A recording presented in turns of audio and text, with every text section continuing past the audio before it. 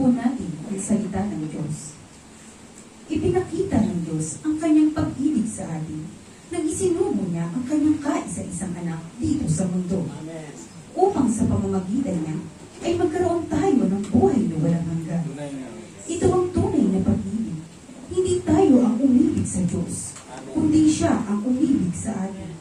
At isinubo niya ang kanyang anak upang akuin ang ating mga kasalanan para sa kapatawaran natin. Pasalamatan natin ang dakilang pag-ibig ng Diyos sa pamamagitan ni Kristo na ating Panginoon.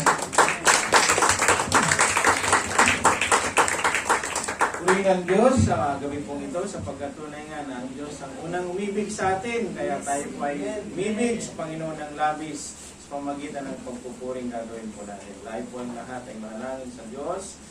Manaming Diyos na dakil at banal, makapangyarihan sa lahat. Nagpapasalamat po kami muli sa araw na ito sapagkat binigyan mo kami ng kakayahan, pagnanasa at pananampalataya na makadako sa lugar na ito. Tunay nga o Diyos na hindi po masayang sa bawat segundo ang ilalagi namin sa lugar na ito na hindi ka namin mapurihan. Sa pamagitan, Panginoon, ng mga programa na inanda mo para sa amin upang kaway at itanyag sa aming mga buhay. Tulungan niyo po ang iyong mga anak, Panginoon, na patuloy ng pakapuspusin ng ibaran na Espiritu upang kayo nga po ay aming mapurihan at masamba sa Espiritu at katotohanan. Salamat po, Diyos, sapagkat ang bawat sa po sa amin ay tunay na bibigyan mo ng kagalakan sapagkat kami po ay nasa harapan ng hari ng mga hari, Panginoon ng mga Panginoon at Diyos ng mga Diyos, walang iba kundi ikaw. Kaya naman kami po ay nagpapasalamat.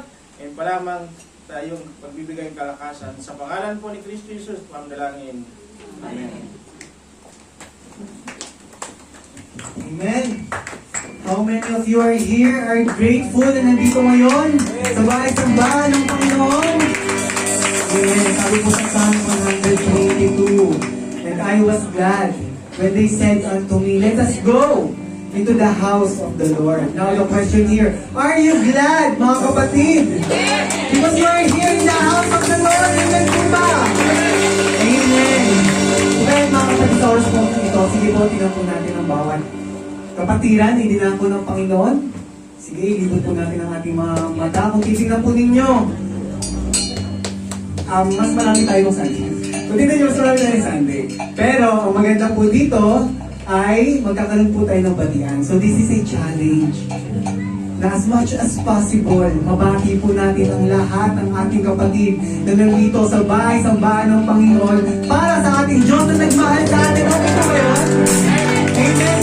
Kung ito tayo magbatian habang inaawit ang blessed. Tayo po magbatian, mga kapatid.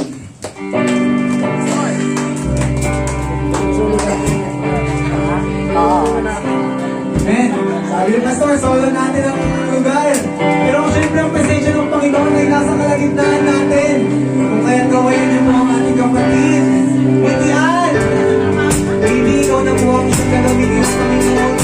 Makapakas siya. Amen.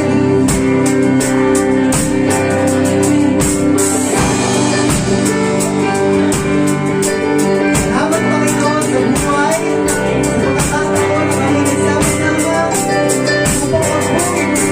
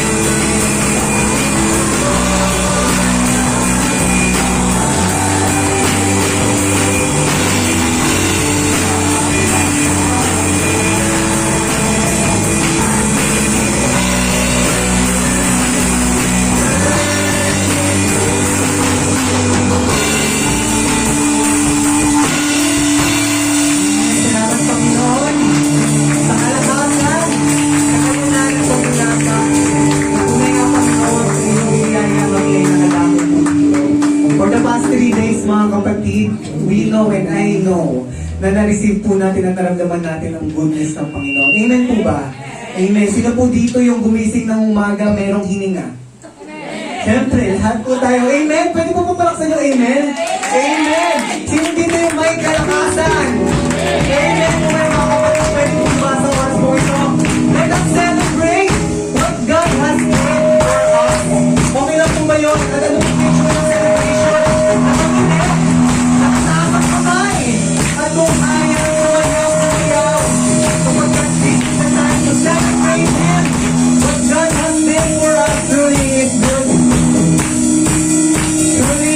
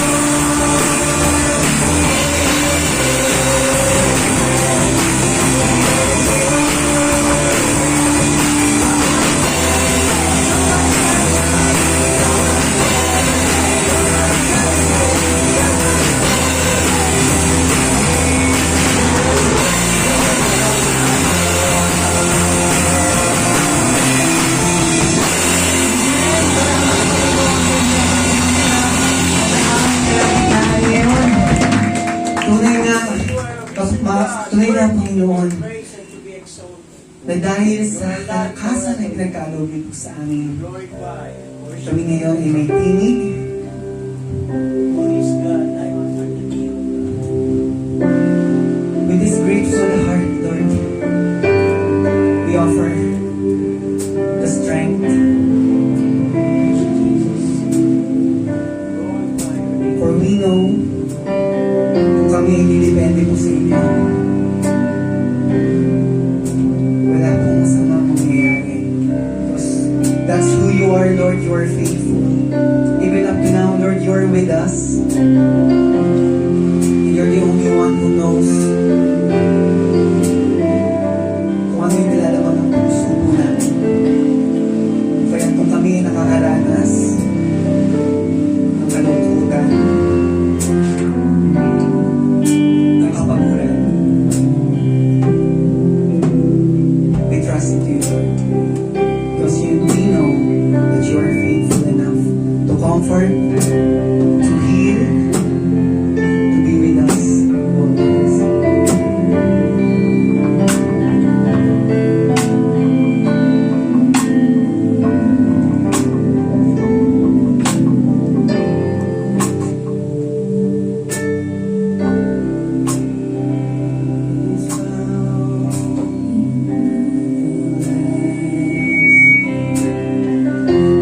Jesus, God, in righteousness,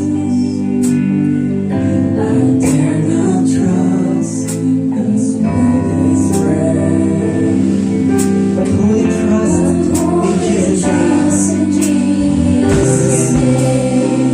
My hope is found on nothing less. My hope is found in nothing less than Jesus' love and righteousness. I dare not trust the sweetest way, but only trust in Jesus' name. Christ alone.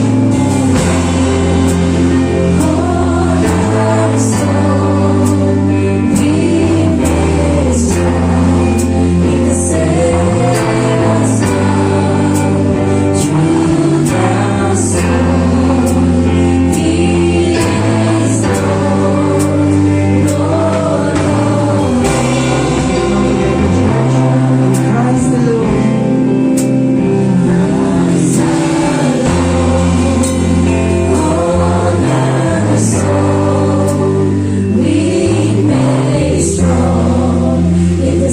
Savior's love through the storm. He is Lord, Lord of all. Again, in Christ alone, Lord, we acknowledge Christ alone, we put everything to you.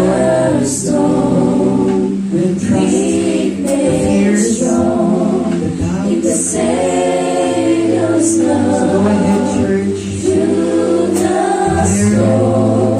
That in Jesus Christ alone Is Lord, is our Lord. Lord of all.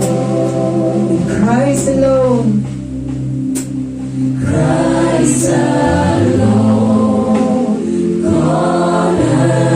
cornerstone, we made strong in the Savior's love through the storm. He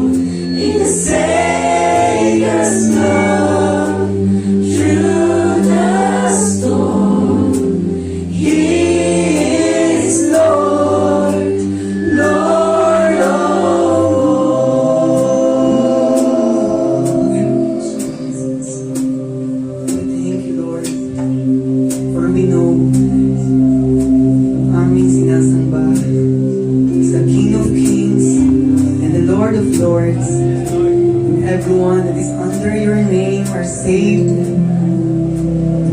That's why, Lord, we are here also. We praise you. We lift your name. Because we know that in your name, in Jesus Christ, in the name of Jesus, there is healing, there is strength, there is comfort, there is hope, there is peace,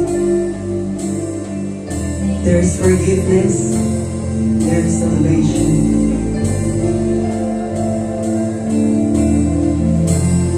Thank you, Lord, for the heart full of gratefulness, full of joy. Thank you, Lord, for our purihin, Panginoon, nasa atin.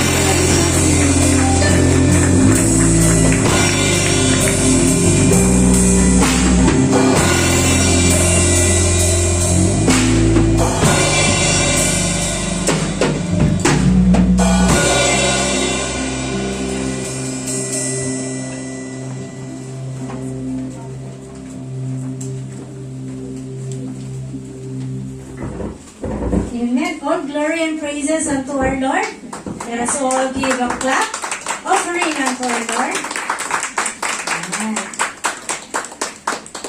Yan, no? At tunay na pinagpala ang bawat isa because we have the God, our cornerstone, and patuloy na pinagpapala ang bawat isa dahil patuloy nating nagagawa ang kalooban ng ating Panginoon katulad ng pagdalo natin sa pagtitipon sa oras na ito. Tunay nga na ang bawat isa na narito, yung presensya mo pa lang ay isang kalakasan na sa iyong kapatid. Amen? Kaya tignan niyo po yung kapatid niyo. Batiin niyo po siya. You are blessed. Pakisabi po sa kanya. You are blessed. Amen. At truly, indeed, we are blessed today, tonight, because the presence of God is here in our midst. Amen? Amen. Purihin natin ang Panginoon. Kaya walang lugar ang kalungkutan. Amen? Amen. Yan. Tignan mo nga yung katabi mo sa kabila kung nalulungkot. Kabilang naman. Hindi.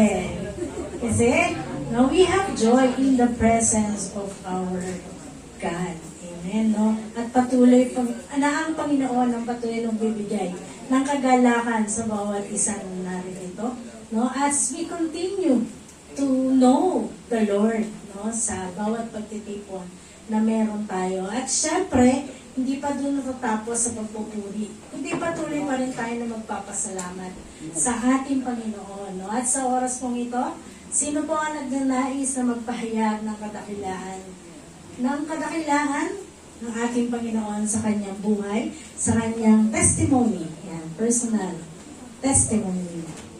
Sino po ang nagnanais na magpasalamat sa ating Panginoon? Tawagin po natin. Unahin na po natin Pastor Ferdy San Miguel.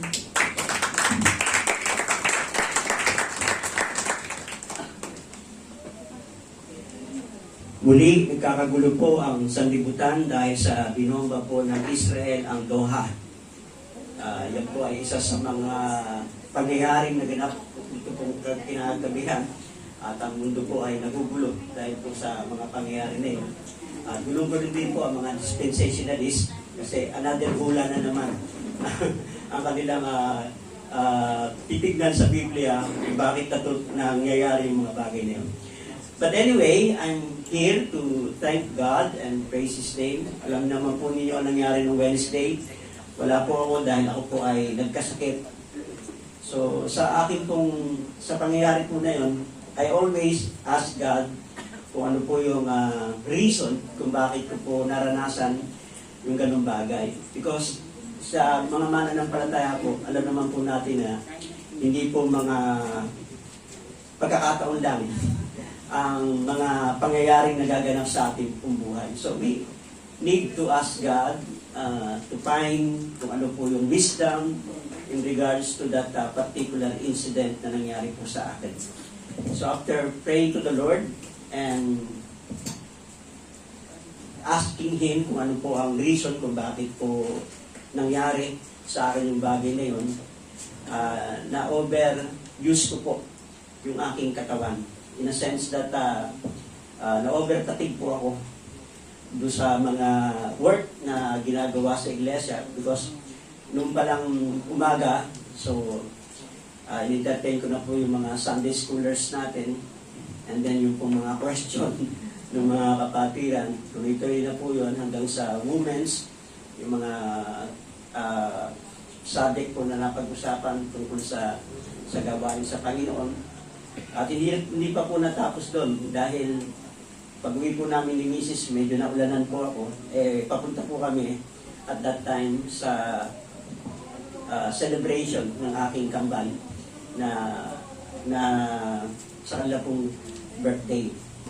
So, yun, what happened is, sa buong maghapon, talagang na-overuse yung aking katawan.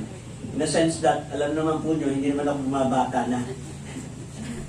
I think, kala ko po bata pa ako. But hindi po ganun ang pakiramdam ng katawan ko. And so, what I learned is the wisdom ng Panginoon na binigyan niya po tayo ng katawan at yung pong katawan na yun ay dapat din po nating alagaan para patuloy po nating magamit sa paglilingkod sa Panginoon. Purihin po ang Diyos. Amen. Praise God. Sa kagalingan ng ating lingkod, ibinigay ng Panginoon through our God is the God of healer. No? Jehovah Rapha. Yan. Diba? At patuloy ng Panginoon na nagre-reveal ng lahat ng nangyayari sa ating buhay. Yung reason, no? Bakit ipinahintulot yun ng ating Panginoon. Indeed, na tayo, no? Alam naman natin yung ating malingkod, isa sa busiest person pagdating sa ating iglesia. And nowadays, napaka-in-demand ni Pastor. Alam niyo na yon kung bakit. Because he has to answer all the questions na meron tayo. No? Online man o personal. Kaya, ganun din no, sa mga pagtitipon na meron tayo. Kaya, ayun. So, patuloy na nawa sa biyaya ng ating Panginoon ay ingatan ang ating katawan. No? Tayo din. We should be very careful no, sa ating po pangangatawan. At upang patuloy nga, sabi nga niya, na magamit sa paglilingkod no, ng ating buhay. No? There are two more na magpapatotoo sa ating kalagitnaan, magdadakila sa ating Panginoon. Tawagin na po natin, without further ado, Sister Cresia Cuevas.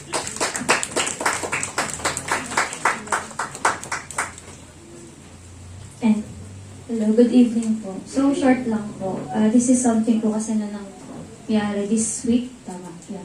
Kasi lately po, ayan, kung aware po yung karamihan, nag-work po kasi ako sa malayo.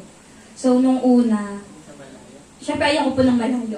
Kaso ayan, ito po yung napunta sa aking work and inisip ko na lang noon, medyo positive pa na it's a challenge. So, maybe may tinuturo sa akin si God na, you know, ilang years sa school na nasanay na hatid sundo. O ngayon, mag-commute ka. Tapos, ayun, sa una, so, parang ano ko pa, tutuwa pa ako, na-explore ko. Ngayon, pagod na ako. Ayun, kasi ano lang, ayun, nakaka-stress na pagod ka sa work, tas mas pagod ka sa biyahe. Ayun. Pero, ayun, so, may mga times na maaga ako alis, tas uuwi ako late na din, parang ang oras mo na lang matulog, ganun. So, ano siya, kumbaga nakaka-frustrate. Ayan, so, bit ko yun every time I work na, ano ba yan, late na naman ako uwi, ganyan. Imbes na spend ko yung time sa family is, ayan, sayang yung oras na nagbabiyahe. Tapos lately po, di ba, tag-ulan, and binabaha po yung mga daanan na tinadaan ko pa uwi sa work. Tapos sumasakto pa po na talagang, malakas ang ulan pag pauwi na ako. Parang, pag nagka-clock out ako, yan, lalabas na yung ulan. Ganun siya. So, naglalakad po kasi ako. So, parang yun, mas dumadoble yung bigat ng, pakiramdam. But, pinaalala po sa akin ni God na in any circumstances na nangyayari sa buhay, we should be grateful. Ayan. I think yun po yung somehow na nakalimutan ko, yung uwi ako, nakasimakot sa LRT, sa MRT, sa mga tapos pagdating mo Abad Santos, iniingay pa yung mga tricycle driver, paho, ganyan. Mas lamang nakakainis. Ayun. Pero, ayun po, this Monday, tama na Monday. This Monday po kasi, yun po yung time na late na naman ako nakauwi kasi ang daming tao sa MRT. Kasi po umulan. So, dapat po nagyayang ako ng kumain sa McDo. Yan kay Carl, pati kay Philip and sa iba pang friends. Mag-McDo kami sana kasi nga po na-stress ako. Ayan. Pero dahil nga po late na, hindi na rin natuloy. Tapos nung Sabto din yun, nung gabing yun, pas nasa ano na ako, Monday yun no, nung nasa ano na ako, e-trike, nagsi-cellphone, ganyan. Nabangga naman po yung e-trike na sinasakyan ko. As in, nagulat ako kasi naramdaman ko na lang yung mga glass. Yun, tumama sa akin. Pero, praise God, kasi hindi naman ako ganun nasaktan. Parang parang lang akong dinaganan ni Ate Kate. Ganun. Sabihin, hindi na masakit. Hindi masakit, ayan. Pero yun po, parang nung una siya nagulat pa ako, hala, na-aksidente ba ako? Parang, wow, bucket list, parang yun. Pero ayun, praise God, kasi, although, ang nabasag po kasi yung mismong salamin nung nasa likod namin e-trike. Ayun. But praise God, din naman po ako napuruhan. May mga tumansik po sa aking glass, pero hindi naman talagang nagkasugat. Ganyan. Mas inintindi ko pa po kung paano ako uuwi kasi nakakahiya pag na-aksidente ka. Paano ka aalis? Exit ka ba? Magagalit ka ba? Or ganyan. Sumakay na ako sa ibang e-bike. Ayun. Pero habang pauwi ako, ayun, todo pray ako kay God na, God, thank you. I think nakalimutan ko na dapat pinagpapasalamat ko na although nakaka-frustrate man, pero ligtas ako nakaka-uwi araw-araw. Kahit late na ako nakaka-uwi, ganyan, still patuloy mo akong iniingatan. And pag uwi ko is, andun pa rin, kumpleto pa rin yung family ko, healthy. So, ayun lang po, parang mas tinuruan ako ni God na maging grateful. And habang naisip ko na lang nung pauwi ako, natatawa ko na, kung natuloy yung McDo namin, di sana dalawa kami ni Carla Bangga. So, yun lang po. So, siya, para siyang lesson din sa akin ni God na may mangyayari man sa buhay mo na hindi mo gusto, na nagpa-frustrate ka, but still, we should look, mas mangibabaw pa rin yung natin. Pagtingin natin sa kung gaano kabuti ang Panginoon sa buhay natin. Yan lang po. Thank you. Amen. Salamat sa Lord sa sustaining protection. No? Ganun din sa pag-alam talaga, pagiging grateful ng bawat isa, no? Despite ng mga nangyayari na negative. No? Be optimistic, sabi nga, diba? Ng mga, let us look at all things na kalooban ng Lord and it will bring us joy lagi. No? Hindi man feelings na negative.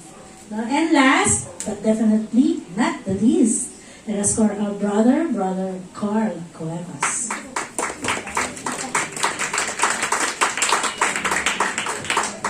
Yan.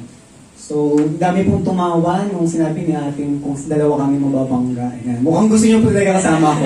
Well, I hope hindi naman. But anyways, salamat po po rin po ang Panginoon dahil ang gano'n lang yung sinabi ni Pastor Ferdy that in everything that's happening, hindi yan coincidence. But there's always a reason, a purpose, ano tinuturo sa'yo ng Panginoon. So maybe yung nangyari kay ate, it's a wake-up call sa kanya na, uy, be grateful na nakaka-wake up ka safe every day. Be grateful na nakapunta ka sa work mo every day. And yun, ipapasalamat rin po ako sa Panginoon dahil there are a lot of things also happening in my life na lagi ko ina-ask, Lord, what is the purpose and what's the reason? Ano ba yung purpose ko dito? Bakit ako nandito? Why am I doing this? And it's just that in everything, lahat ng mga end nun is ang galing lang talaga ni God.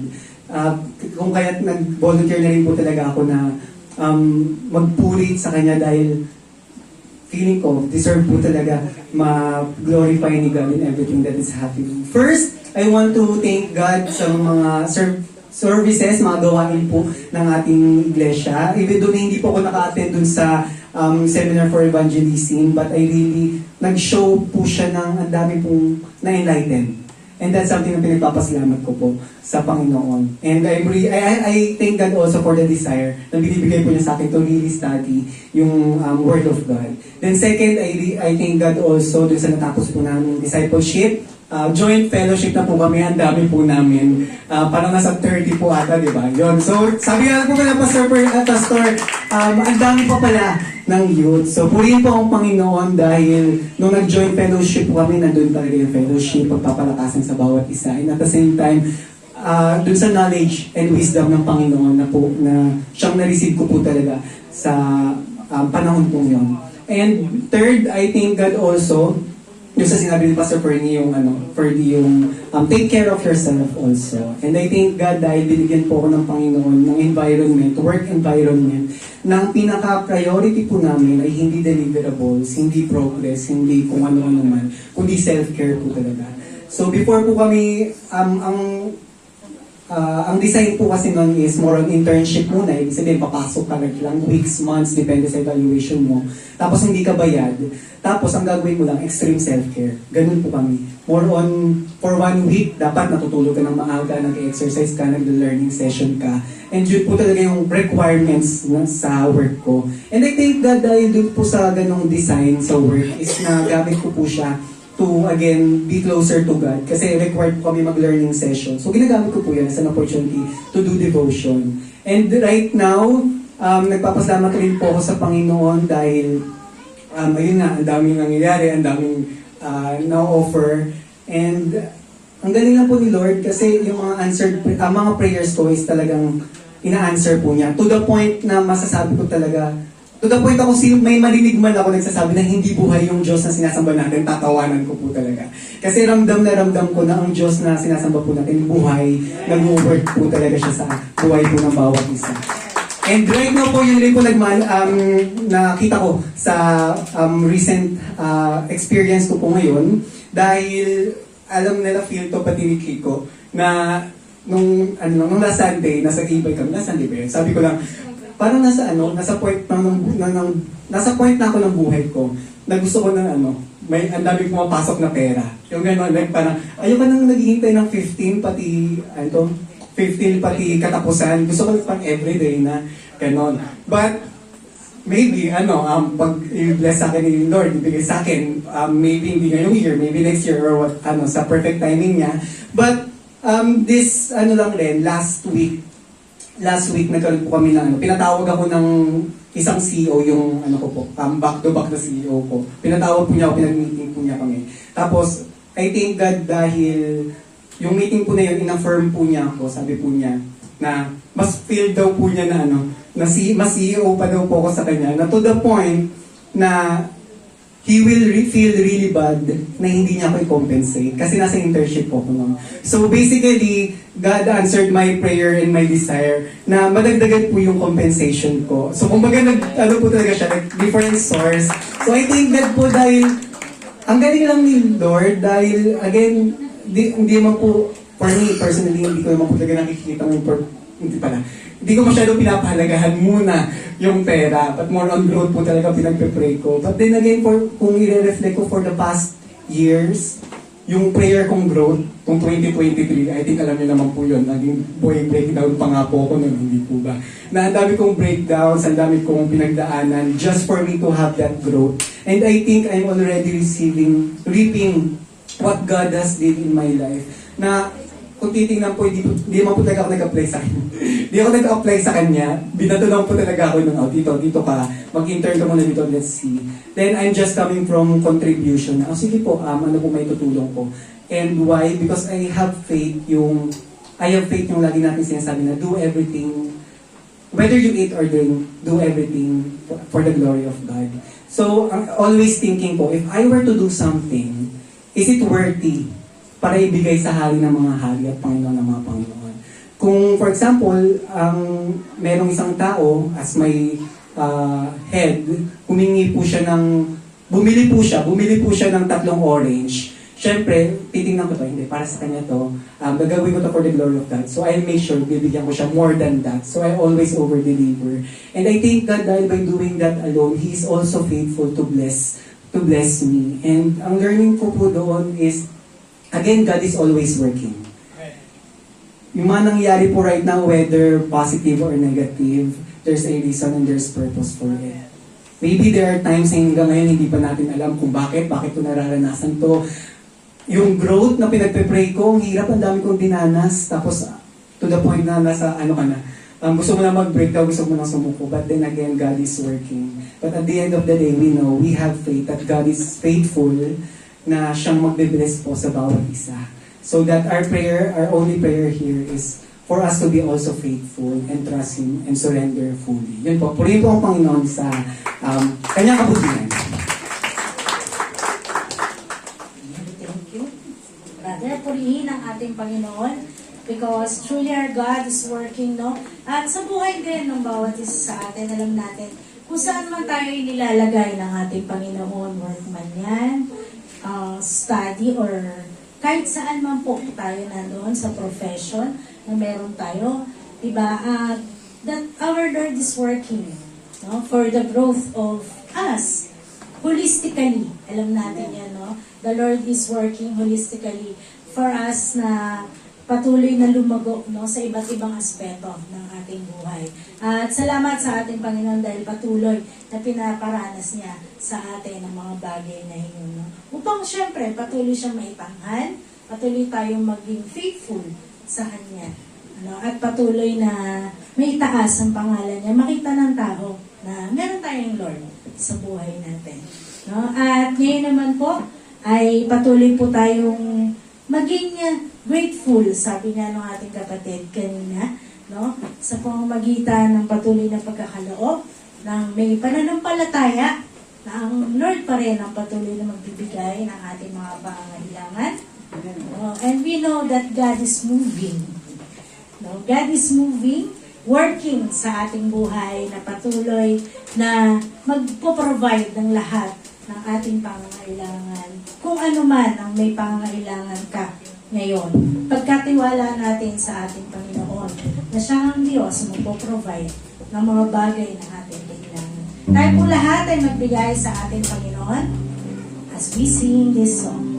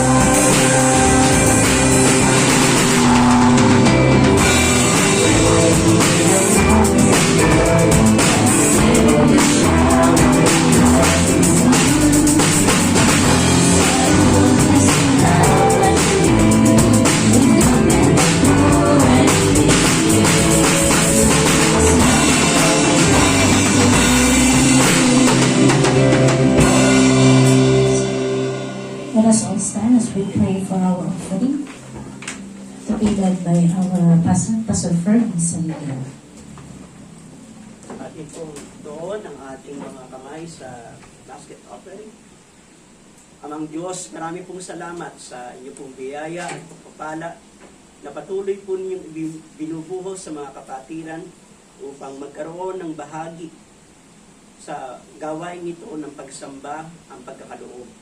Ama, dalangin po namin na kayo po ang siyang tumugon at tumagpo sa lahat ng kanilang pong pangangailangan sa magdaraang araw. Sapagkat kayo po ang kinikilala naming great provider and supplier of all our needs.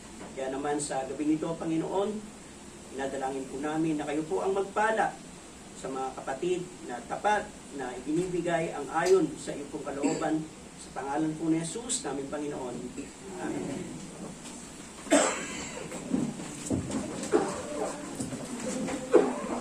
Amen. Patuloy na pagpalain ng bawat sa nagbigay. ayon sa sukat na binigay ng ating Panginoon. Pagpapala na binigay sa atin ng ating Panginoon. And this time, let us not waste our time sa pagpunta sa lugar na ito. Of course, we will go down to the very important, no? Isa sa pinakamahalagang parte ng ating pagtitipon. Yun ay ang pakikinig ng salita ng Diyos. At of course, no, as we prepare ourselves na ay patuloy na mangusap sa ating personally, ang ating Panginoon, let the Word of God dwell in us richly, at patuloy pa na ang ating Panginoon ay patuloy na magbigay sa atin ng karunungan upang maisagawa ang anuman po natin mapapakinggan sa oras na ito. Yan. Pakikalabit po yung ating kapatid. Kapatid, makinig ka ng salita ng Diyos. Huwag mo akong dadaldalin na. Yan. Yan. So we are all ready now to listen to the word of the Lord. Tonight, let us give a clap offering unto our Lord. Amen. Sa kanyang mensahero sa oras nito, Pastor Romeo Lakandale.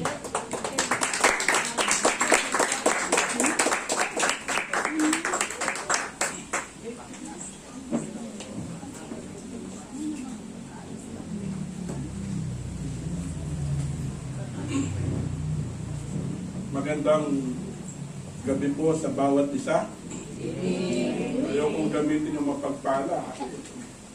Pagka-introduction, medyo Anyway, tayo po lahat ay magsintayo para sa pagbungad na panalangin sa ating pakikinig ng salita ng Diyos bago natin ito mapakinggan.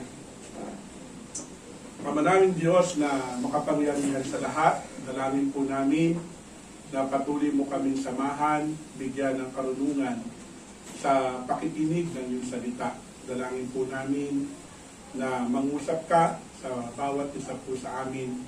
Tunay nga po, Panginoon, ikaw ang Diyos na siyang aming kasama sa oras na ito. Nawa matutunan namin ang mga nais mo, Panginoon, ay pagawa sa bawat isa. Pangunahan po ninyo ang iyong lingkod, mga salita mo lamang, ang may pahayag, Panginoon, sa gabi ito. Ito po ang aming dalangin sa pangalan ni Jesus namin, Panginoon. Amen.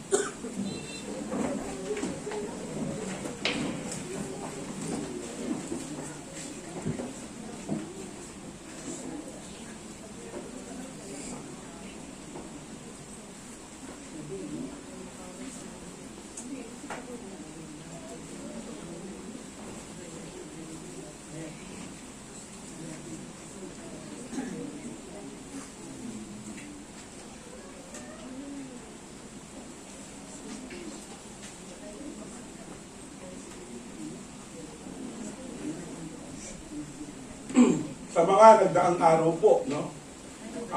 Marami po tayong mga natutunan na mga aral na dapat sana pa natin natutunan, no? Sabi nga, ang aral na ating pong napakinggan o ang katuruan na ating pong napakinggan ay hindi po siya bago.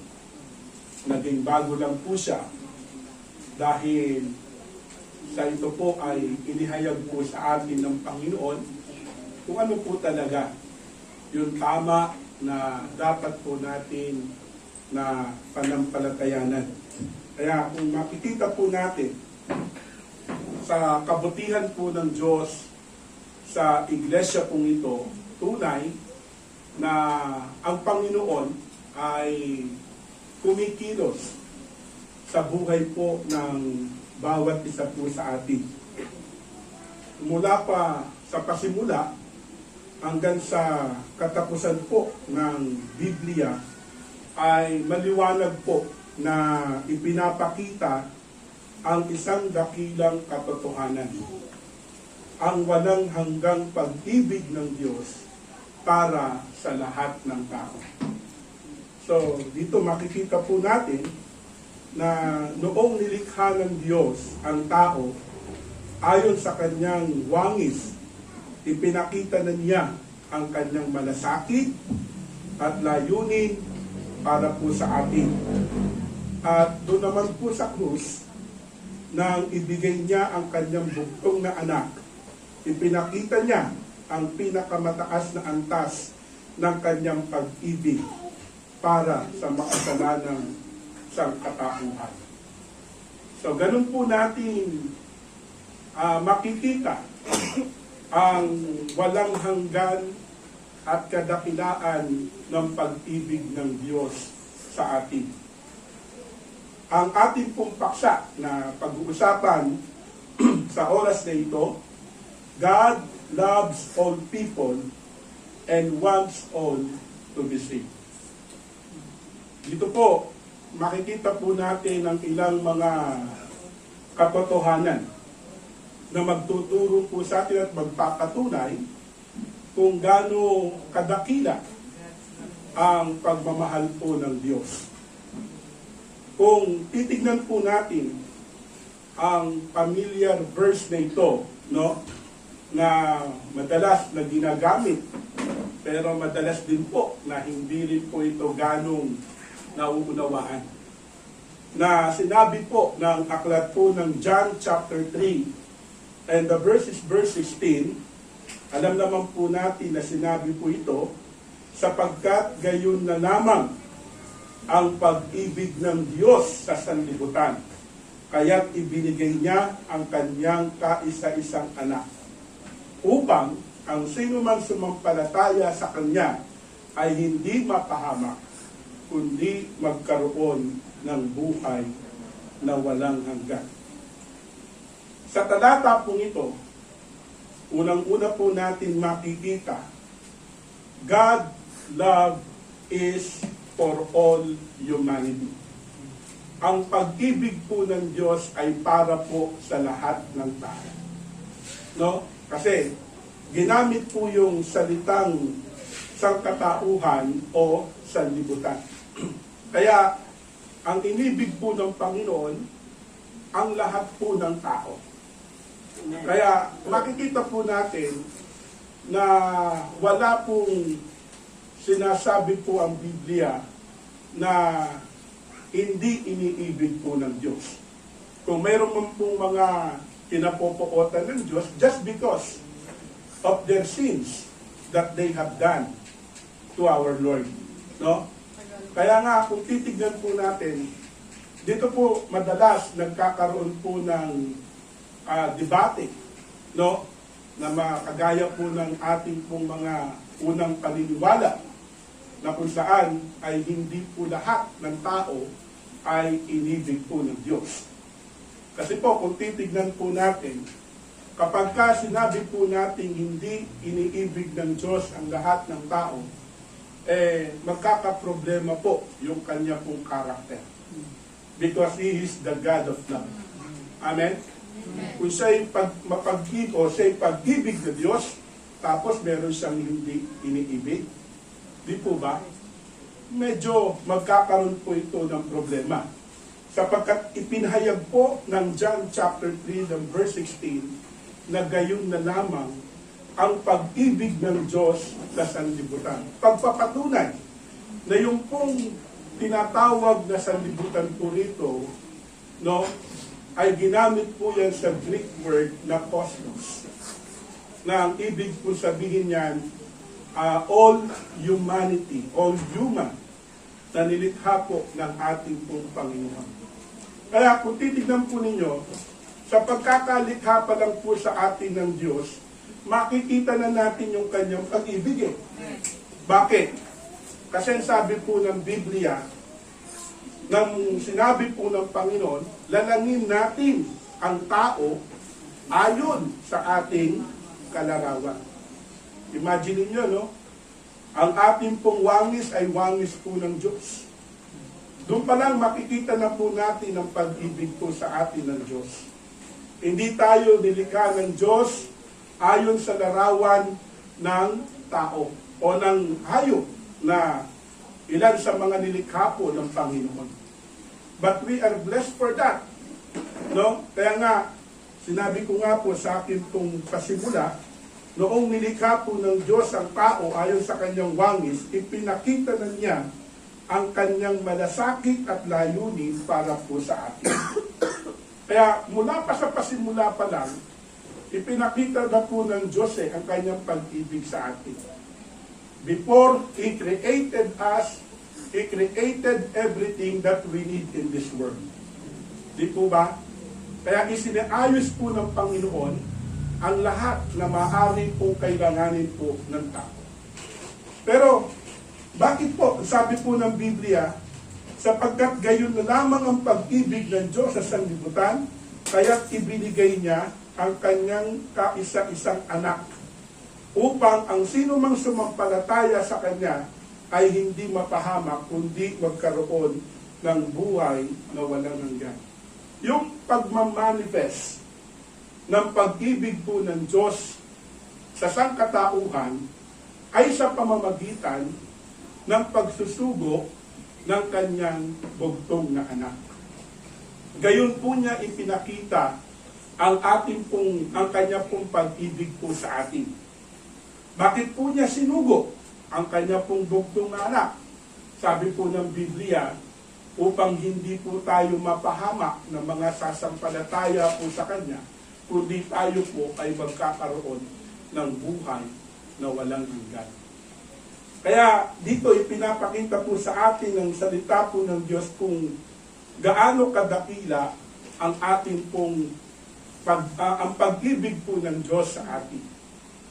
Kaya kung titignan din po natin na binanggit po ng unang Juan, chapter 4, verse 9 to 11, ganito rin po sinabi po ni Apostol Juan, inihayag ng Diyos ang kanyang pag-ibig sa atin nang isugo niya sa mundo ang kanyang kaisa-isang anak upang magkaroon tayo ng buhay sa pamamagitan niya. No? Nais po ng Diyos na magkaroon po tayo ng buhay na walang hanggan sa pamamagitan ng ating pong Panginoon. Yan po ay kanya pong isinugo sapagkat tayo po ay kanya pong iniibig. Ayaw po niya na tayo po ay mapahamak. Na gaya ng ating pong paniniwala naman talaga.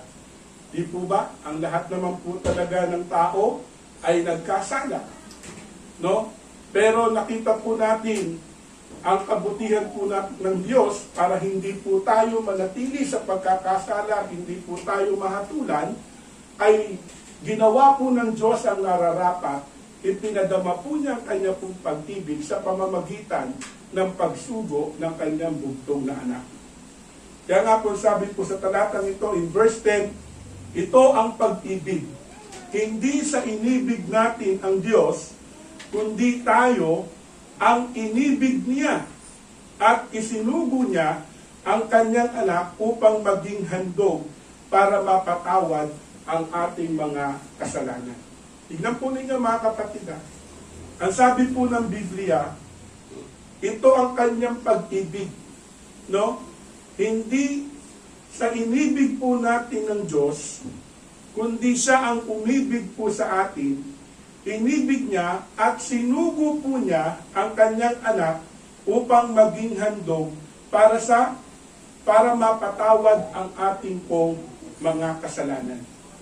Maliwanag po na sinasabi po ng Biblia, ang tanging kapatawaran ng ating pong mga kasalanan ay walang iba kundi ang paghahandog ng buhay ng kanyang anak. Walang iba kundi ang ating pong Panginoong Jesucristo nang siya po ay maitaas sa krus ng Kalbaryo. At doon po natin makikita na tunay na ang paghahandog pong ito na ginawa po sa atin ng Panginoon ay para mapatawad ang ating pong mga kasalanan. Kaya mali po yung ating pong naging pananaw o paniniwala na kung saan ang tao ay magkakaroon lamang ng kaligtasan kung ito ay ipinagkaloob po sa kanya. Wala naman pong ibang paraan para po tayo ay maligtas. Ang tanging paraan na ipinakita po ng Diyos ay ang paghahandog ng kanyang bugtong na anak. No? Kumbaga, makikita po natin, wala nang iba pang handog ang maaaring ihandog sa kasalanan po ng tao.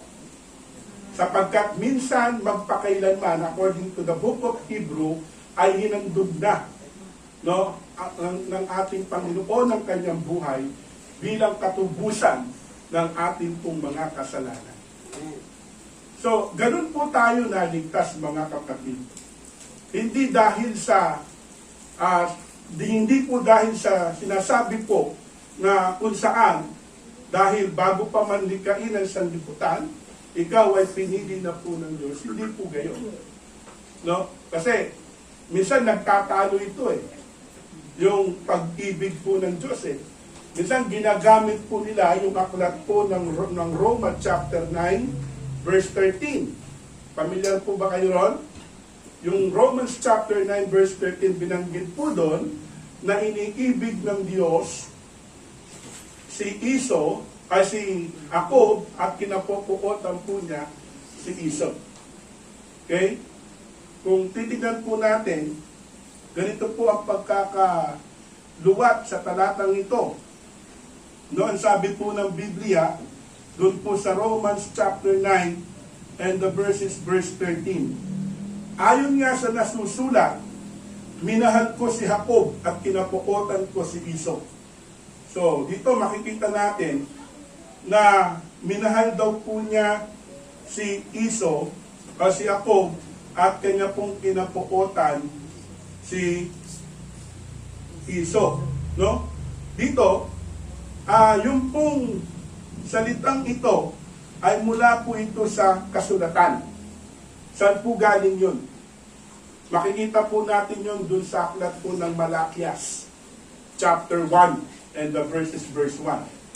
So, kaya makikita po natin sa bagay pong ito, kung yung iba sinasabi po nila na yung pong sa verse 11 and 12, ganito po sabi dito, ipinakilala ng Diyos na ang kanyang pagpili ay ayon sa sarili niyang layunin. Tama naman po yun.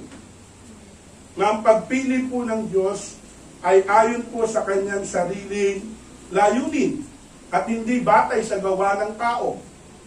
Kaya bago pa ipanganak ang mga bata at bago pa sila makagawa ng anumang mabuti o masama, sinabi na ng Diyos kay Rebecca, maglilingkod ang mas matanda sa bata niyang kapatid. Ayon sa nasusulat, minahal ko si Jacob at kinapuotan ko si Iso. So, ano po yung pagpili po rito? Si Jacob ay pinili po ng Diyos not for the purpose na ipakita sa kaligtasan, kundi yung pong tinatawag na covenant, no? Yung pong tipan para maging daluyan ng pagpapala para po sa atin. Ano po yung tipan? Na kung saan magmumula ang ating pong Mesayas. Walang iba kundi ang ating pong Panginoon. Kaya, kung titignan po ninyo, ang aklat po ng Roma at Mateo, nakabilang at nakasama ang pangalan ni Jacob sa lineage ng lahi po na pinagmulan ng ating pong Panginoon. Tignan po ninyo, sa chapter 1 ng Mateo, ito ang talaan ng mga ninuno ni Jesucristo kung saan nagmula ang ating Panginoon. No? Kung saan nagmula ang ating pong Panginoong Jesucristo, na mula sa angkan ni David, na mula naman sa lahi ni Abraham, mula kay Abraham hanggang kay Haring David, ang mga ninuno ni Jesus ay sina Abraham, Isaac, at Jacob. Wala si Iso. No? Kasi si Jacob ang pinili po ng Diyos para maging daluyan ng tipan na pagpapala at magkaroon ng katuparan ang ating pong ang pagparito ng ating pong Panginoong Jesucristo. Kaya kung gagamitin po, mga kapatid, no, yung pong aklat ng Roma para patunayan na may pinili ang Diyos pagdating po sa kaligtasan, Hindi po ito tumutukoy sa kaligtasan. No? Kaya kasi kung babalikan po natin yung Roma, no? Chapter 9, ano po sabi po ng Biblia? Tignan po natin. Balikan po natin ng konti. No? Romans chapter 9, ano sabi? Bakit daw pinili po ng Diyos? No? Sabi po, ulitin po natin ang pagbasa sa verse 11. Ipinakilala ng Diyos na ang kanyang pagpili ay ayon sa sarili niyang layunin at hindi batay sa gawa ng tao. Kaya't bago pa ipanganak ang mga bata at bago pa sila makagawa ng anumang mabuti o masama, sinabi na ng Diyos kay Rebecca ay, ano sabi niya? Yun ang dahilan. No? Maglilingkod ang mas matanda sa bata niyang kapatid. Ayon nga sa nasusulat, minahal ko si Jacob at kinapuotan ko si Esau. Masasabi ba nating hindi makatarungan ng Diyos dahil dito? Hindi. Sapagkat ganito ang sinabi niya kay Moses, mahabag ako sa nais kong kahabagan at maawa ako sa nais kong kaawaan. Kaya di po ba, nung pinapipili po, di ba, ng hari ang Israel, anong sabi po? Si Samuel ay tumingin saan? Sa panlabas na katangian o anyo.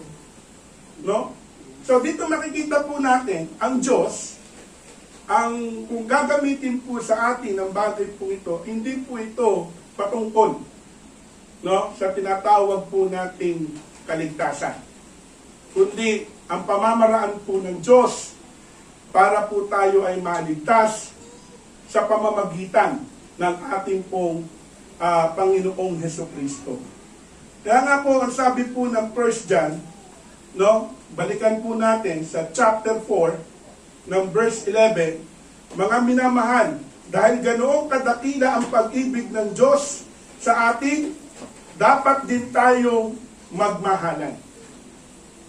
Kaya nga, kung naranasan po natin ang pag-ibig ng Diyos, at naniniwala po tayo na mahal po tayo ng Diyos, ano po sabi po ng Biblia?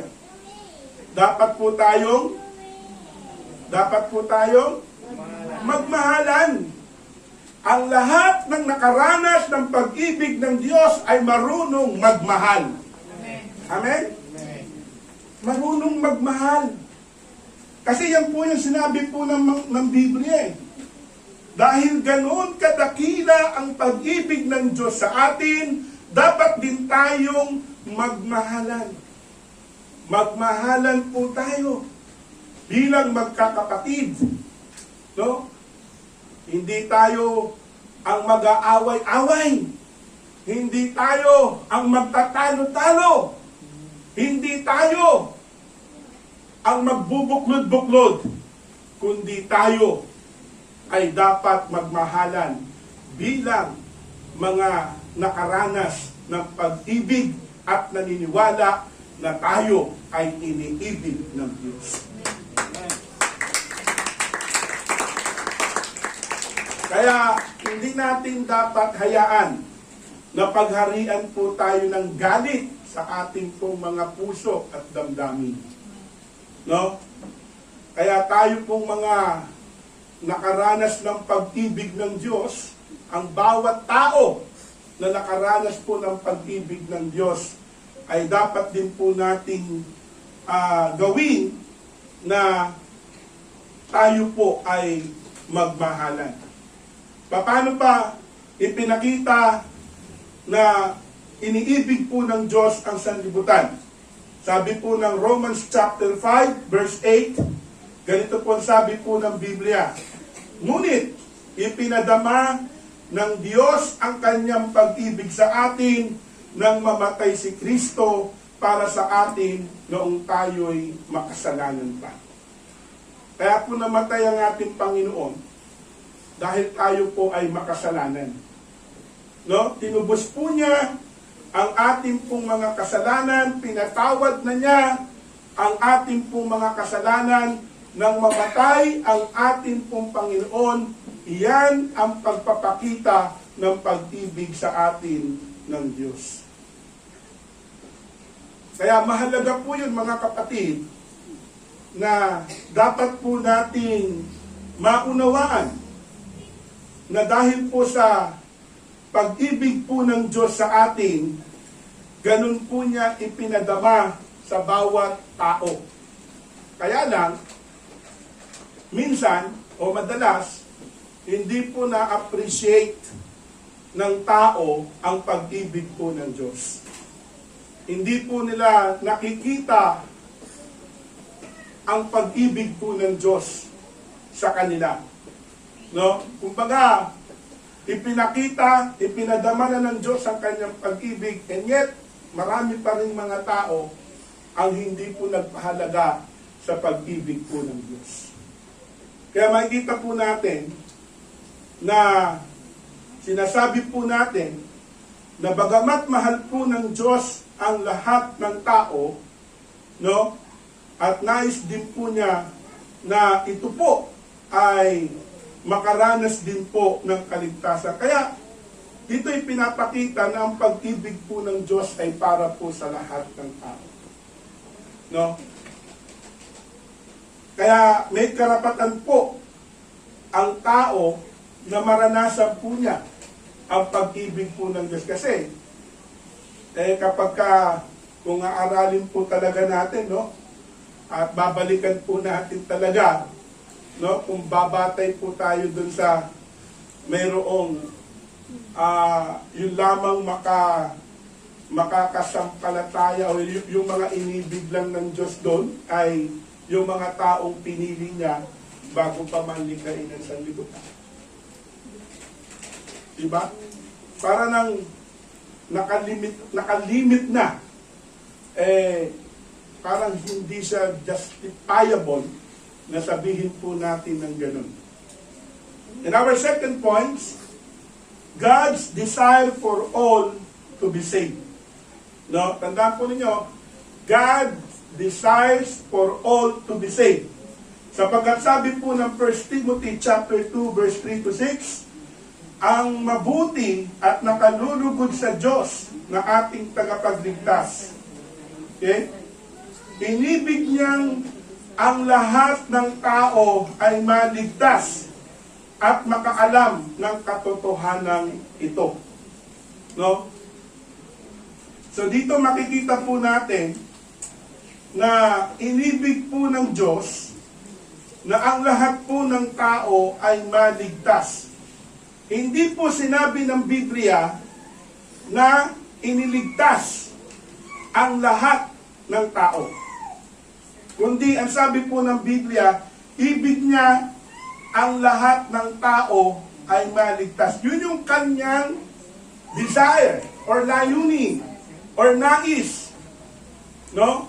Na lahat ng tao ay maligtas.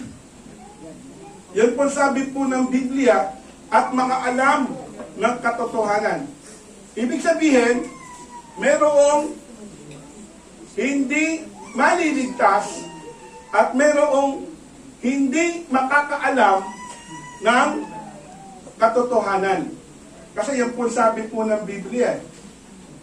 Kaya sabi po ng verse 5, sapagkat iisa ang Diyos at tanging si Jesucristo lamang ang taong tagapamagitan sa atin sa Diyos. Inihandog niya ang kanyang buhay upang tubusin ang lahat mula sa kasalanan. Ang katotohanan ito ay pinatunayan sa takdang panahon. No? Hangarin po ng Diyos eh. Kaya nga po sabi po ng Biblia, kung papansinin po natin, doon pa lamang po sa John chapter 3 verse 16, it is a conditional. Diba? Ang sino mang sumampalataya ay hindi mapapahamak, kundi magkakaroon ng buhay na walang hanggan. So, bagamat mahal po ng Diyos ang lahat ng tao, no? Pero makikita po natin, nandun pa rin po yung kanya pong ibig o nais na maligtas ang bawat tao. Kaya, hindi po sinasaklawan ng Diyos eh. No? Na kung saan ay mayroon pong response ang tao pagdating po sa bagay pong ito. Parang ganito lang po yan, mga kapatid. No? Wala namang magulang na hindi niya minamahal ang lahat ng anak niya. Tama? Ang gusto ng magulang, ang naisin ng kanyang magulang, ang kanyang mga anak ay mapabuti ang buhay pagdating ng araw. Pero hindi mo kontrolado yun. Diba? May mga anak, magaganda ang buhay. May mga anak na hindi magaganda ang buhay. Why? Because that is their choice and response. No? Diba? Binibilinan ng mga magulang ang mga anak na kapag ka ikaw ay hindi nag-aral ng mabuti, ikaw ay magiging basurero. Diba? Bisa may mga ganon eh, diba? Pag ikaw ay nag-aral mabuti, magiging kontraktor ka. O, diba? Magiging kontraktor ka. O. So, kumbaga, meron pong response dito ang tao. Kagaya po ng ating pong mga napag-aralan. Ang sabi nga po ng Biblia. Mamaya, makikita po natin yan. Kaya, yung layunin po ng Diyos, no? Ang sabi po ng verse 4, inibig niya ang lahat ng tao ay maligtas at makaalam ng katotohanan. Di ba, may mga tao talaga na hindi nakaalam ng katotohanan for the reason binulag sila ng Diyos ng sanlibutan ito. No?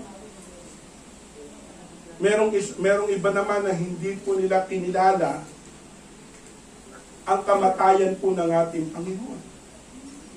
Because they believe, more than that, ay meron pa silang masigit na magagawa. No?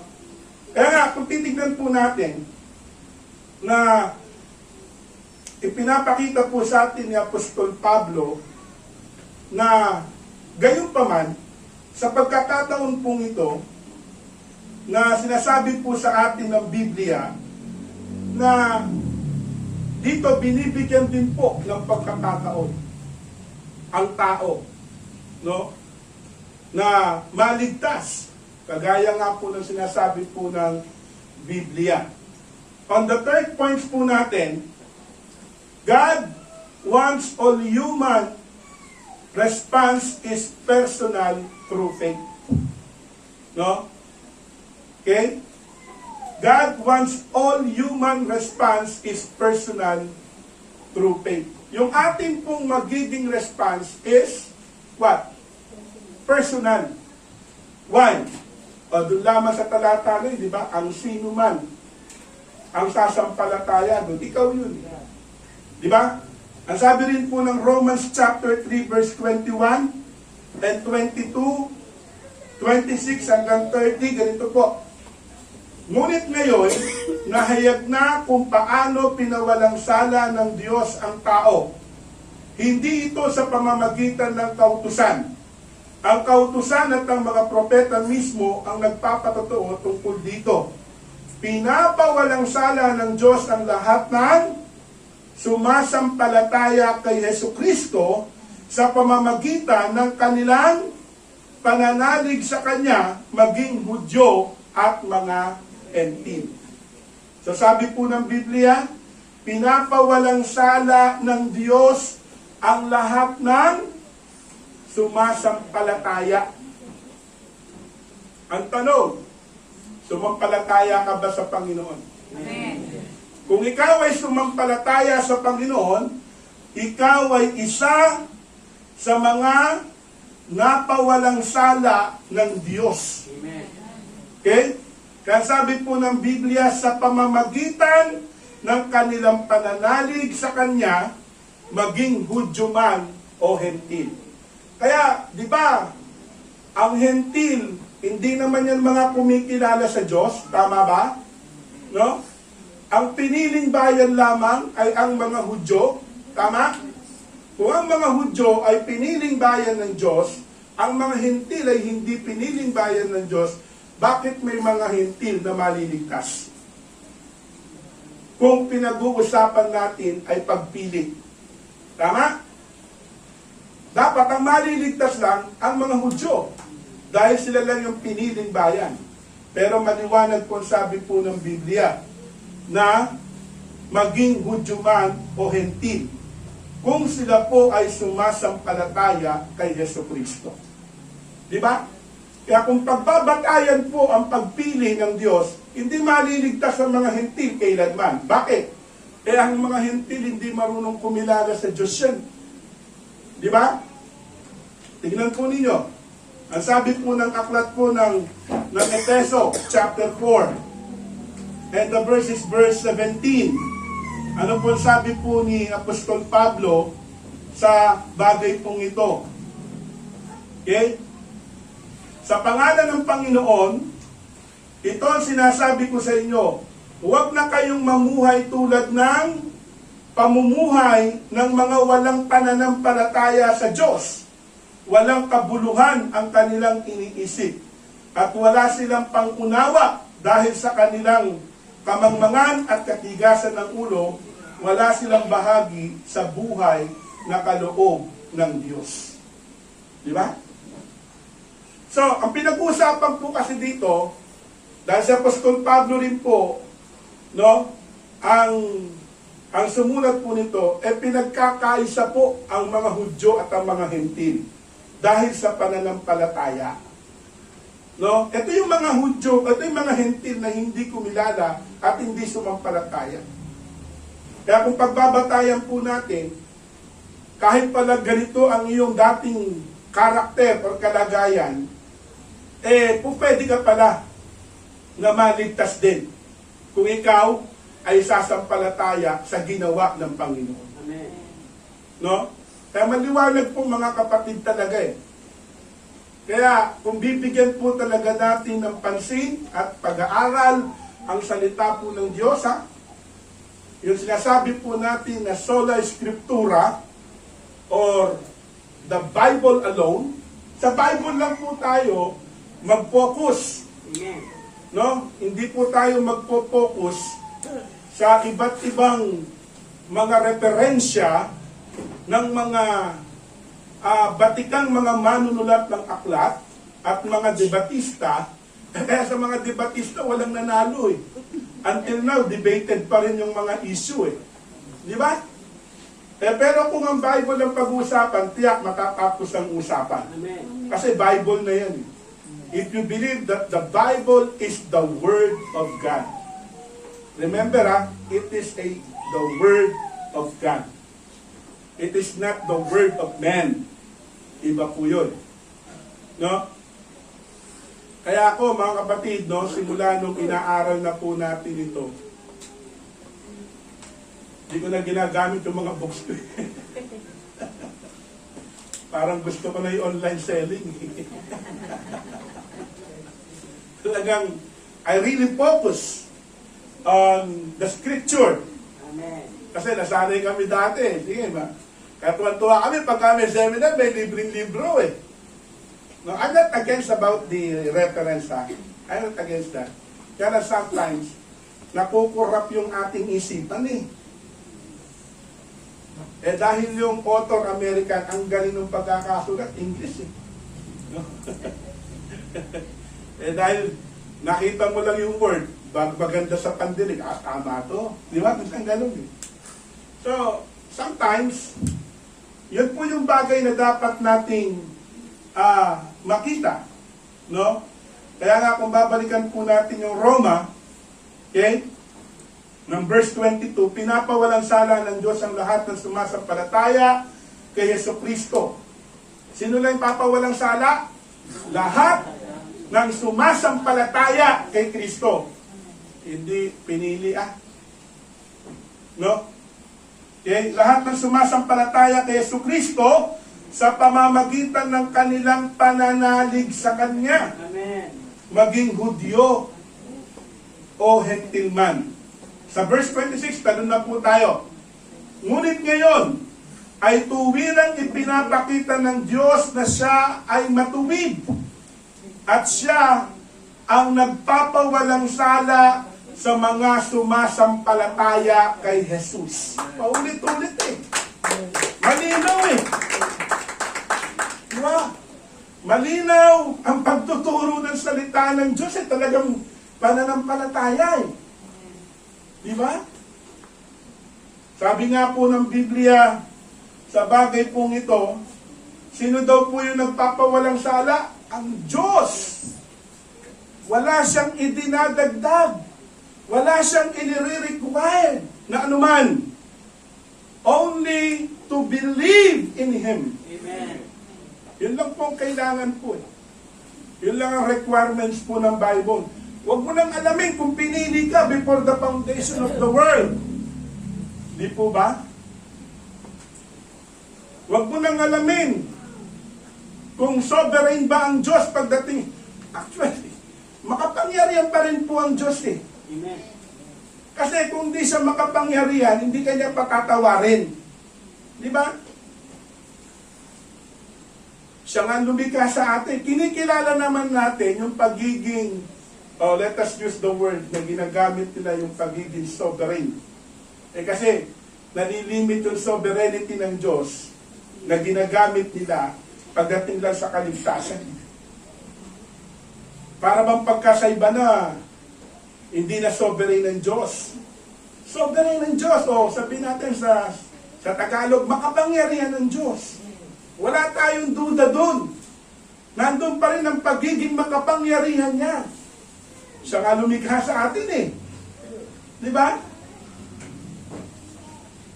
Siya nga lumikha sa atin eh. Kaya lang sila, kagaya ng ibang mga kahidwaang pananampalataya natin, ang kanilang paniniwala, God is sovereign pagdating po sa kaligtasan. Wala ka po makikita nun. Ang makikita lang po natin dito, pinapatawad ng Diyos ang lahat ng sumasampalataya sa Kanya. Amen. Okay, next, sabi po ng verse 27, kaya't ano ngayon ang ating may pagmamalaki? Wala. At bakit naman tayo magmamalaki? Dahil ba sa ating pagsunod sa kautusan? Hindi. Kung di dahil sa ating pananampalataya kay Kristo. Kung gayon, maliwanag na sa pamamagitan lamang ng pananampalataya, mapapawalang sala ang tao. Amen. Sa pananampalataya lang eh. Mahirap mag-intindihin yun. Diba? Mahirap bang intindihin yun? Kailangan pa ba lalagyan pa natin ng total depravity? Diba? Huwag natin pahirapan pa. Ito nang malinaw. Ito na ang simpleng itinuro sa atin ng Diyos, manampalataya ka at ikaw ay mapapawalang sala.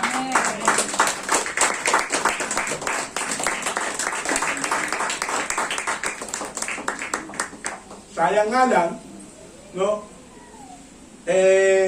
hindi po nila nabigyan ng pagkakataon. Hindi po nila nabigyan ng pagkakataon na aralin ang Biblia. Nag-aral naman po sila. Totoo naman po yun. Nag-aral naman po sila. Sinasaliksik naman po nila. Kaya lang, with other beliefs. Tama?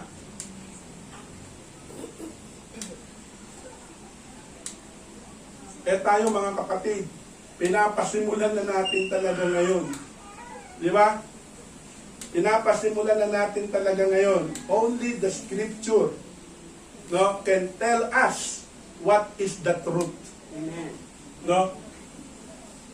Okay lang gumamit tayo ng references, but the reference is not the authority of our teaching. Kasi, alam mo, pagkatamad kang pastor, yung mga tamad ng pastor, babasa lang yan ng reference eh. May sermon eh. Hindi na inaral yun. Kasi, pag nagbasa ka ng reference, makakabuo ka na talaga ng sermon. Eh. Ang tanong lang, yung bang reference na yun, yung ba talagang tinuturo ng salita ng Diyos? Di ba? Kaya dito, makikita po natin hindi man tayo, sabihin natin, educated pagdating sa mga termino ng mga theologians, pero ang mahalaga, educated tayo sa salita ng Diyos. Di ba? Yun lang naman yun. Kaya katotoo lang, mahirap mapaniwala ang mga marunong Totoo hindi? Amen. Yung si Nicodemus, matalinong tao, tagapangaral ng kautusan. Di ba?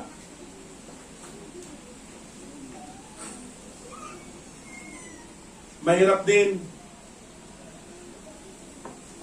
turuan ang mga mayroong antas sa buhay. O, di ba dati si Saulo, ano bang kanyang katayuan sa buhay? Di ba nasa gobyerno siya?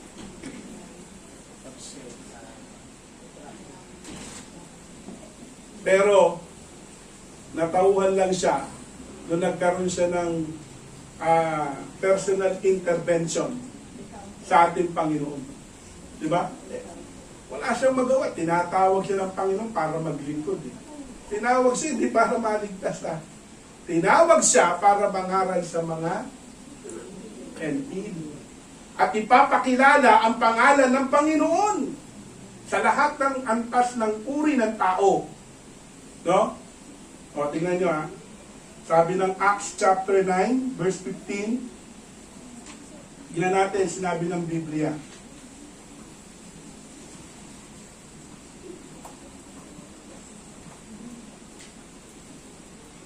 Ano sabi?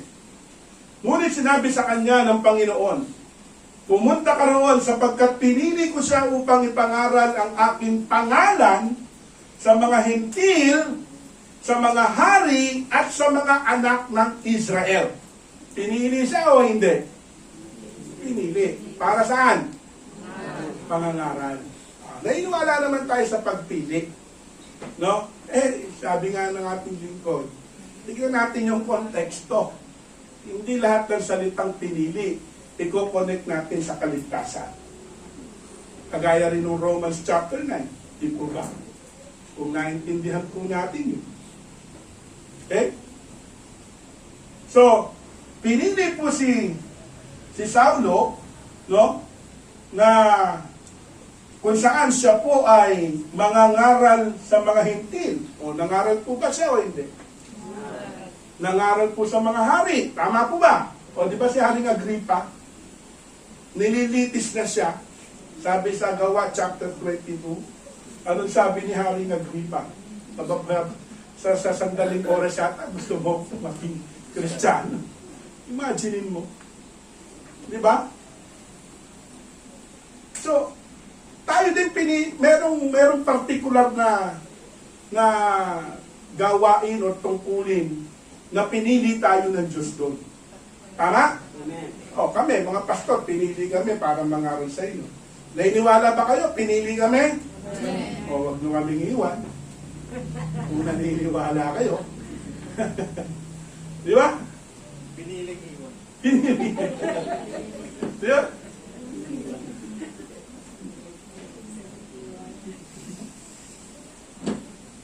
Kaya nga, napakahalaga po dito mga kapatid. Kaya doon po sa sinasabi po natin, no, doon po sa verse 28 ng Roma, balikan po natin nung kanina.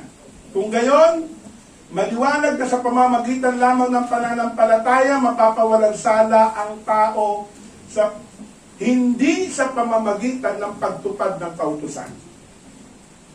No? Amen. Mapapawalang sala lang ng tao sa pamamagitan ng pananampalataya. Verse 29, ang Diyos ba'y Diyos lamang ng mga Hudyo? Okay? Sila'y mga Diyos din ng mga hentil. Okay? Siya'y Diyos din ng mga hentil sapagkat iisa lamang ang Diyos kapwa niya tatanggapin ng mga Hudyo at mga Hentil dahil sa kanilang, tingnan ninyo, verse 36. Pinili. Oh, tatanggapin ng mga Hudyo at mga Hentil dahil saan? Pinili. Verse 30, brother. Oh, ano sabi? Sige. Andiyan kayo? Meron ba tayong screen?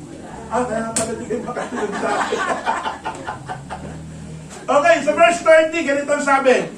Sapagkat iisa lamang ang Diyos, kapwa niya tatanggapin ang mga Hudyo at ang mga Hentil dahil sa kanilang pananampalataya sa Kanya. Ang bawat isa pwedeng tanggapin ng Diyos. Kung sasampalataya. Ha? Kung sasampalataya. Sumampalataya ka ba? Amen. O, tatanggapin ka ng Diyos. Kahit ano pa, ang lahi mo. Kung ikaw man ay Hentil, ikaw man ay Hudyo, wala na yun eh. Ang mahalaga, lahat ng tao na sasampalataya sa Panginoon ay maliligtas, mapapawalang sala, at tatanggapin ng Diyos. Amen. Okay? Yan po sinasabi sa atin ng Biblia. Okay? Kaya sabi po rito, iisa lamang ang ating Diyos. Kapwa po niya tatanggapin, no, ang lahat ng sasampalataya po sa Kanya. Kaya nga po tignan ninyo, sabi po ng John chapter 3 verse 36, ang sumasampalataya sa anak ay may buhay na walang hanggan. Amen. Ngunit ang hindi sumusunod sa anak ay hindi magkakaroon ng buhay. Sa halip, mananatili sa kanya ang puot ng Diyos. Okay?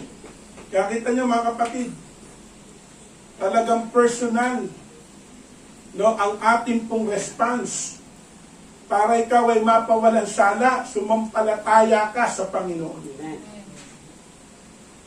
Okay? God wants human personal response through faith. Okay? Kaya sabi po ng 1 John chapter 5 verse 13, isinusulat ko ito sa inyo upang malaman ninyo na kayong sumasampalataya sa anak ng Diyos ay may buhay na walang hanggan. Nakita nyo? Lahat ng aking mga binanggit na salita po ng Diyos ay puro pananampalataya. Wala dong pagpili. Hindi po ba? Kasi scripture lang po tayo eh. Pero kung gagamit po tayo ng mga sistema, no? Gagamit tayo ng sistema ng ibang mga mangangaral, eh baka mapalabas natin yun. Eh pipilitin pa ba natin to? Eh yun ang sinabi ng scripture. Papalawigin pa ba natin ito? Yun ang sinabi ng scripture. Igigit pa ba natin kung ano yung nasa isipan natin? Simple lang eh. Manampalataya. Tapos sasabihin natin, hindi ka naman makakapanampalataya, pastor, kung hindi ka binigyan ng pananampalataya ng Diyos. Sino nagbigay sa iyo ng pananampalataya? Paano mo tinanggap yun? Gaano ka katiyak na yung pananampalataya mo galing sa Diyos? Eh ako, tiyak ako, pananampalataya ko galing sa Diyos eh. Bakit? Eh nakasulat eh. Amen. Nakasulat. Hindi sinabi ng tao. Nakasulat. Bakit? Ang sino mang sumampalataya, ang siyang mapapawalang sala at tatanggapin ng Diyos. Ang sino mang sumampalataya, hindi mapapahamak, kundi magkakaroon ng buhay na walang hanggan. Kaya ko tiyak ako na yung pananampalataya na meron ako, okay? Yan yung bagay na response doon sa inaalok na kaligtasan ng ating Panginoon. Yung kaligtasan po kasi mga kapatid, inalok po yan ng Diyos sa atin. Eh, tinanggihan mo. Ay, kaya pa ng tanggihan yung pastor. Di ba? Eh, hindi ka nga samantalataya eh. O, sabihin natin, wala tayong magagawa. Kinakailangan, bibigyan ka ng pananampalataya. Eh, pag nangaral tayo, hawak natin yung ganong pananampalataya. Tatanungin natin, sasampalataya ka ba? Hindi ba personal response din yun? Okay, so, ganun po. At least nakita po natin, no, katotohanan na iniibig po ng Diyos ang lahat ng tao at ibig din po niya na ito'y manifest. Purihin natin ang Panginoon. Iba, tayo po'y manalangin. Dakilang Diyos, aming amang makapangyarihan sa lahat, maraming salamat sapagkat tunay, Panginoon, na kami ay iniibig po ninyo, Panginoon.